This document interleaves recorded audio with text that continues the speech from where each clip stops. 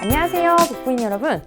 지난 시간에 이어서 실제 미국에 상장된 ETF에 대해 투자하고 싶은 복부인 분들을 위해 준비한 영상. 오늘은 바로 금 관련 ETF에 대해서 이야기를 하려고 해요. 지난번에 영상 마지막 부분에서 언급했던 LIT ETF 사셨어요? 그때 사신 분들 재미 좀 보셨을 것 같은데요? 아니, 조금이요. 오늘은 최근 계속 핫 이슈인 금 관련 ETF 몇 가지를 소개해 보려고 해요. 제가 3주 전에 올렸던 금 관련 영상에서 그때 국제 금 가격을 이야기할 때 그때만 해도 온스당 한 1,800달러 정도 했어요. 근데 지금 어떻죠? 2,000달러가 넘었어요. 여러 주요 국가에서 완화적인 통화 정책이 지속되면서 당분간 돈을 계속 풀 거란 말이에요. 그럼 어떻게 될까요? 시중에 돈이 엄청 넘쳐날 거 아니에요. 그렇게 되면 아마 국제 금값이 한동안 강세를 이어갈 것이라고 전문가들은 전망을 하고 있는데요. 보니까 골드만삭스에서는 2,300달러까지 갈 거다. 그리고 뱅크 오브 아메리카 증권에서는 2,500달러에서 최대 3,000달러. 앞으로 금 가격이 더 오를 거라고 전망을 하고 있는데요. 사실 금값이 워낙 많이 올라서 이제 들어가자니 부담이 좀 크긴 해요. 그쵸?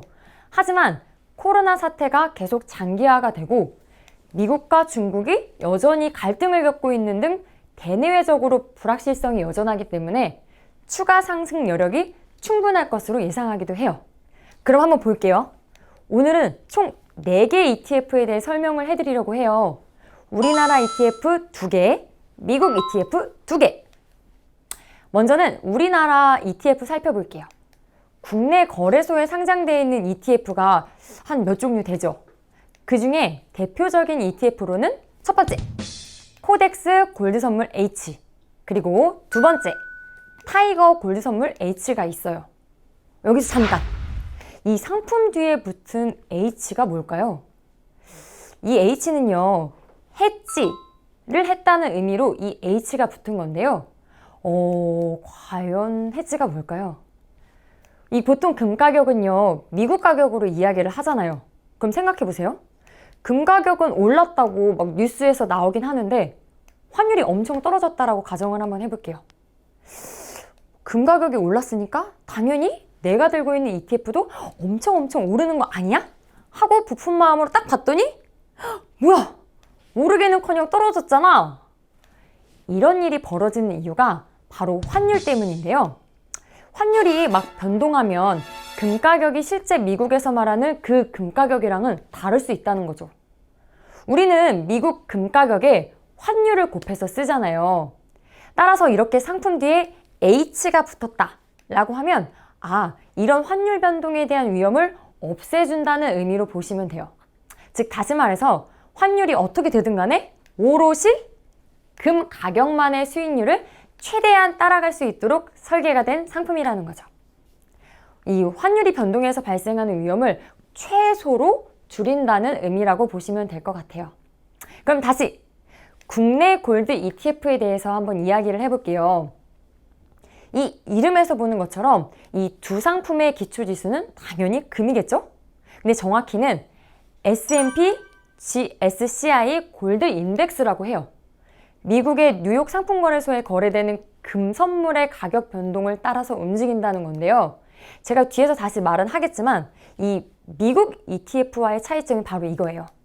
미국 ETF는 금 가격 자체를 따라가기 때문에 좀 차이가 있다는 거 알아두시면서 국내 ETF의 두 가지 비교를 위해 한번 제가 꼼꼼히 따져볼게요. 첫 번째, 코덱스 골드 선물 H예요. 이거는 운용사가 삼성자산운용이에요. 그리고 시가총액이 지금 현재 2,502억 원. 그리고 보수, 비용이라고 하죠. 연 0.68%. 그리고 상장일은 처음 만들어진 날인데요. 2010년 10월 1일이에요. 두 번째, 타이거 골드 선물 H예요. 여기는 운용사가 미래에셋 자산운용이고요. 현재 기준으로 시가총액이 183억. 그리고 비용은 연 0.39%밖에 안 돼요. 그리고 얘는 만들어진 지 얼마 안 됐어요. 2019년 4월 9일 날 만들어진 상품이고요. 제가 이 두 가지 상품을 봤을 때 어떤 상품이 더 좋아 보일까요? 거래량 면을 보면요. 확실히 이 코덱스 골드 선물이 많긴 하죠. 그만큼 우리도 사고 팔고 하기가 상대적으로 쉽다는 이야기라고 보시면 돼요. 그런데 보수, 이 비용을 보면요. 이 코덱스 상품은 연 0.68%, 그리고 타이거 같은 경우는 연 0.39%예요. 이 타이거 골드 선물이 훨씬 저렴하긴 하죠. 따라서 비용 측면을 고려하시는 복부인분들이라면 이 타이거 골드 선물이 훨씬 나아 보이긴 해요. 제가 여기서 이 금의 가격을 결정하는 요인이 무언지 좀 알려드리려고 해요. 크게는 네 가지로 볼 수 있는데요. 이 첫 번째가 달러 가격, 그리고 두 번째가 금리, 그리고 세 번째는 안전자산 선호 형상, 그리고 마지막 네 번째가 그 밖에 수요가 있는데요. 첫 번째 그 달러에 대해 말씀드리면요. 이 금은 달러의 대체제라는 말을 들어보셨어요? 이 대체제라는 말에서 보는 것처럼 이 둘은 반대로 움직이는 경향이 강하다는 건데요. 달러가 안전자산으로 선호가 되면 그렇죠. 금은 반대로 매력도가 떨어지는 거고 그 반대도 마찬가지겠죠? 현재 그 미국과 중국 간의 갈등이 막 심화되고 있잖아요. 이러한 요인이 사실 금 가격에는 상승 요인으로 작용할 것 같아요. 그리고 2018년부터 미국과 중국의 무역 분쟁이 심화되면서 금 가격도 조금씩 상승하기도 했어요. 그리고 금은요, 안전자산으로서 채권의 대체제 성격을 띠기도 해요. 이게 무슨 말이냐면요. 금을 단순히 보유한다고 해서 이자가 들어오진 않죠. 하지만 비슷한 안전자산인 이 미국 국채 금리가 올라간다면 금에 비해서 이자를 받을 수 있기 때문에 서로들 막 채권을 사려고 하겠죠. 다시 말해서 금리가 오르면 이 금보다 채권 수요가 늘기 때문에 금 가격은 떨어지는 경향을 보이게 되는 거죠. 그리고 세 번째로 전 세계의 경기가 안정적인 모습을 보이면 어떤 상황이 일어날까요? 안전자산인 금이나 달러, 엔화 같은 것보다는 당연히 주식이나 부동산 같은 위험자산에 투자를 하는 사람들이 많이 늘어나는데요. 이런 경우라면 당연히 금 가격은 떨어지겠죠? 하지만 반대로 전 세계 경기가 불안하다 싶으면요. 지금과 같은 상황이라고 볼 수 있을 것 같은데요. 그러면 다들 안전한 자산을 찾게 되는 모습을 많이 보이게 되잖아요. 그리고 이 외에도 다른 수요에 의해서 금 가격이 올라가는 경우도 있긴 해요. 이런 금의 특성을 생각하면서 투자를 한다면 조금 더 상황을 예측하기가 쉬울 것 같은데요. 자, 이제 국내 골드 ETF에 대해서 제가 이야기를 해봤으니까요. 미국에서 유명한 골드 ETF 두 개에 대해서 또 알아봐야겠죠? 지난 시간에 알려드린 ETF.com에 다시 한번 들어가 볼게요.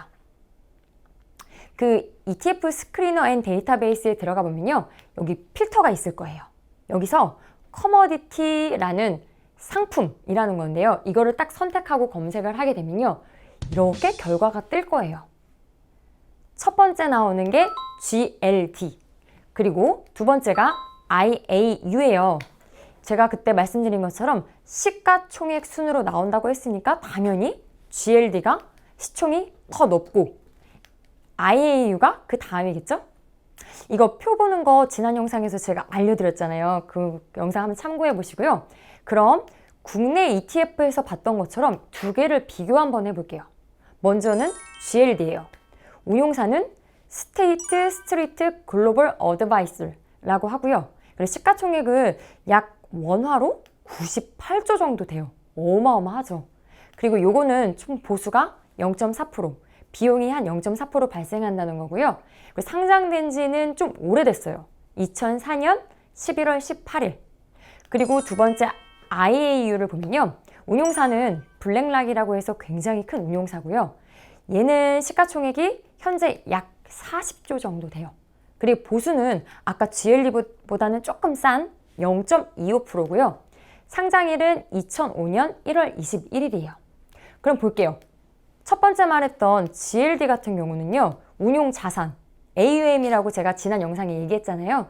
이 운용자산이 가장 크고 유동성이 제일 많고 그렇기 때문에 쉽게 사고 팔 수도 있지만 보수는 것처럼 보수가 좀 비싸요.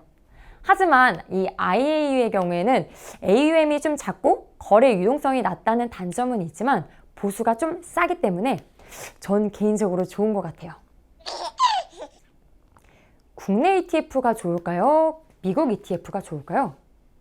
실제로 최근 들어서 금 관련 해외 ETF의 투자 금액이 국내 투자보다 훨씬 늘어나고 있다는 기사를 제가 봤어요.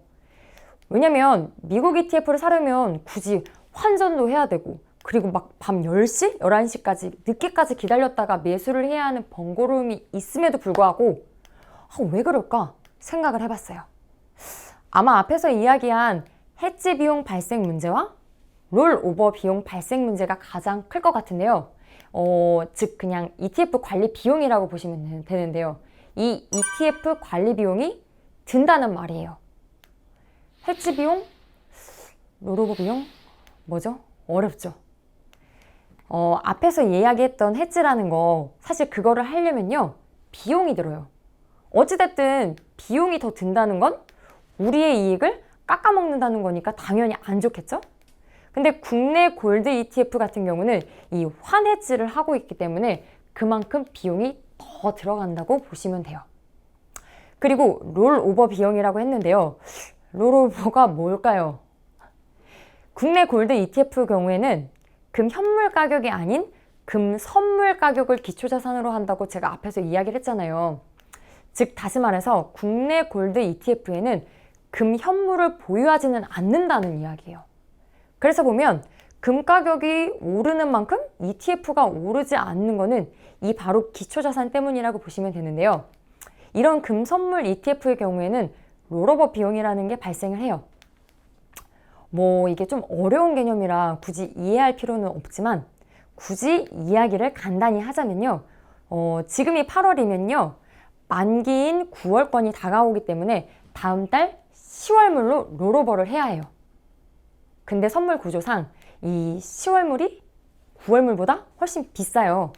그렇기 때문에 이 9월물을 팔고 비싼 10월물을 사야 하니까 여기서 이 가격 차이가 발생하는 거예요. 그래서 국내 골드 선물 ETF는요, 이 롤오버 비용을 산정하고 있다고 보시면 돼요. 그리고 또 마지막으로는 세금 문제가 있어요. 국내 금 ETF 같은 경우는요, 금값 상승분이 배당소득세로 과세가 되는데요.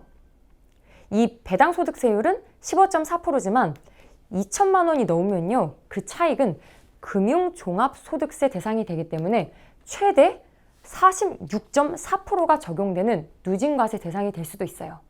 하지만 금 ETF 같은 경우, 해외 금 ETF 같은 경우는요, 250만 원까지 공제가 돼요. 그리고 그 이상은 양도소득세율 딱 22.2%로 과세하기 때문에 고액 투자자들의 경우에는 이 단일 세율을 적용하는 해외 금 ETF가 유리할 수도 있는 거겠죠. 제가 이상 4가지 골드 ETF에 대해서 이야기를 해보았는데요. 여러 가지를 고려해 봤을 때 개인적으로 저는 미국 골드 ETF가 더 나아 보이긴 해요. 제 영상 보시고 참고하셔서 올바른 금 투자 하실 수 있길 바라고요. 영상이 도움되셨다면 구독과 좋아요 꾹! 그리고 궁금한 점은 언제든 댓글 남겨주세요. 우리 복부인들이 화려한 금으로 감싸는 그날까지 그럼 안녕!